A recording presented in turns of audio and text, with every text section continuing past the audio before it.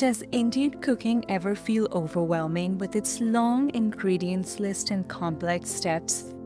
The secret to making it easy isn't learning more recipes, it's learning the system behind them. So today I'm showing you my 3 foundational masala bases, which are the key to unlocking dozens of authentic dishes and finally cooking with more confidence and intuition. This is everyone's favorite and it's super easy to make. For me, this was the base that started it all. I used to think that dishes like butter chicken or paneer butter masala were only for restaurants, too complicated to even try at home. But when I realized that they all began with this one simple foundational sauce, it was the first time I felt like I could actually develop a deeper understanding of Indian cuisine. This is the base that builds confidence. It's mildly spiced, has a smooth, creamy tomato flavor, and it's the perfect place to start our practice. Indian cooking is all about layers, so let's start with the first layer. It's a butter sauce, so butter is the choice of fat here. Add a little bit of neutral oil to prevent it from burning. The whole spices go in next. They add their flavor to the fat, which permeates throughout the entire dish. Now comes the holy trinity of Indian cooking: onion, ginger, and garlic. We are adding cashews here to create that creamy texture we all know and love in this base. Now we add the acidic ingredient to balance out all the richness, the tomatoes. Once the tomatoes are in, we add in the ground spices so that they don't burn. No special spices here, just basics. Now we want to cook till the tomatoes are soft before blending and straining. You can pause and store this sauce at this stage. This might seem like a small detail, but knowing what you can prep ahead of time is the difference between enjoying the flavors you love regularly versus just once in a while. And that idea, that practicality, is a core foundation of what I teach. Now let's say you're making butter paneer. You'd add some more butter to a pan, add some Kashmiri red chili for that vibrant red color, and add in the pre-made base. Then cook that for a few minutes, add the paneer, and finish with kasuri methi and a touch of cream and more butter if you like. The base is perfect for butter chicken, mixed vegetables, and any firm white fish like cod. This one holds such a special place in my heart. We actually had this exact dish for lunch at my wedding. It's not the kind of flashy dish you normally find in a restaurant. It's just full of bright, fresh, unforgettable flavor, and every time I make it, it transports me right back to that day. While the butter masala is all about rich, creamy comfort, this Hariyali style base is about bright, punchy, and aromatic flavors. It's a completely different way to build a delicious dish. Like before, our system starts with fat and whole spices. Here we're using green cardamom and cloves. Their sweet floral notes are the perfect canvas for the fresh herbs we'll be adding in later. Once they're fragrant, in go the aromatics.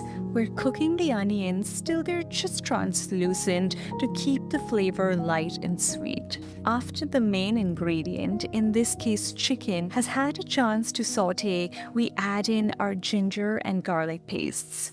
Now, you can add the ginger and garlic paste before the main ingredient goes in too if you like a more pungent flavor. I want a mellower ginger garlic flavor, so I add it in with the chicken. Now add the powdered spices and cook the chicken completely. If you're cooking this ahead of time, this is a good place to stop. Now here's what makes this base completely different from the butter masala. The heart of this dish is an uncooked, vibrant green paste that we add right at the very end.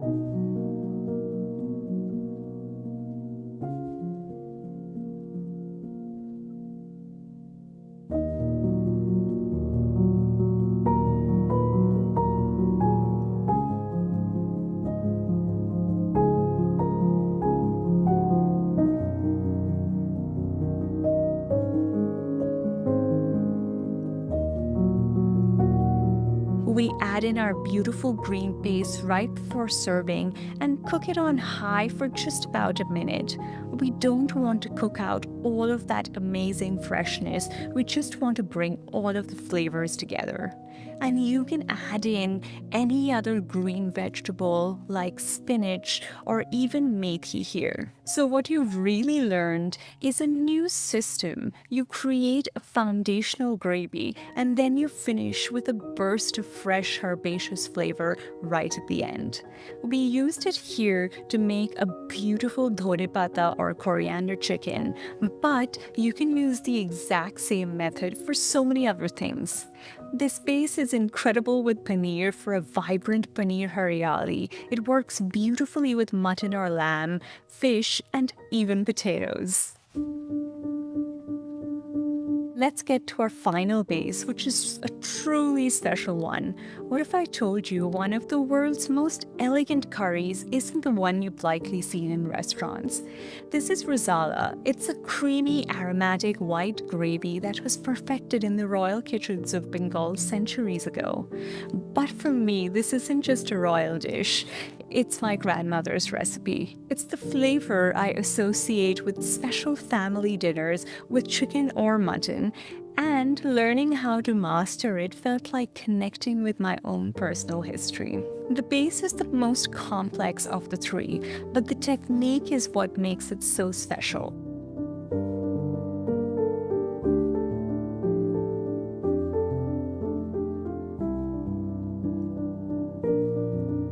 The heart of Rezala is yogurt, not tomatoes. But adding yogurt to a hot pan can be tricky as it can split. So here's the secret. We lower the heat all the way down and stir in the yogurt vigorously. The cornstarch slurry we add also helps stabilize it, reducing the chances of splitting. And if it splits, it'll still be delicious.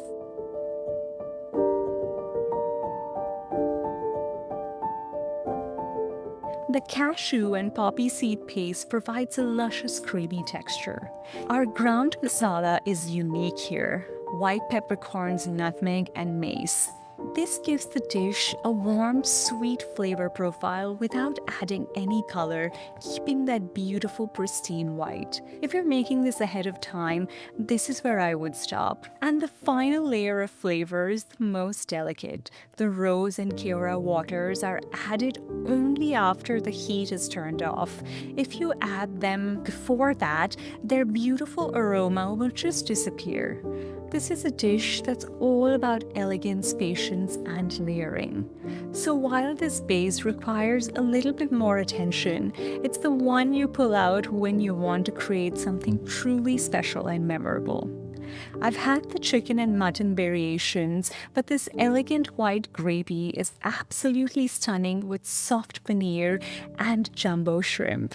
So there you have it, from a rich, comforting butter masala to a vibrant green hariyali, and finally to an elegant royal Rezala. 3 foundational bases for 3 completely different experiences. But the real lesson here isn't just in these specific recipes, it's in the understanding of the fundamental pattern that nearly all Indian dishes follow. Once you see this pattern, you'll see it everywhere. It's almost always follows this sequence. First, you heat your fat like ghee or oil. Next, you bloom your whole spices to flavor the fat. Then you saute your core aromatics like onion, ginger, and garlic. Then you add an acid like tomatoes or yogurt to build the gravy. Sometimes the main ingredient goes in at this stage, especially if it's marinated. Your powdered spices go in next because that prevents them from burning. If it didn't go in earlier, the vegetable or protein, the main ingredient, is added. Now you add your liquid like water or stock and simmer. And finally, you finish the dish with garam masala or fresh herbs. When you understand this pattern, you're no longer just a follower of recipes, you're a creator. You can build your own dishes with confidence and cook with intuition. And if this idea of learning the systems behind the recipes is what truly excites you and you're ready to apply this philosophy to your entire cooking, then I invite you to join my culinary mentorship program, where we go deep into powerful frameworks just like this one. You can find all the details to connect with me in the description below.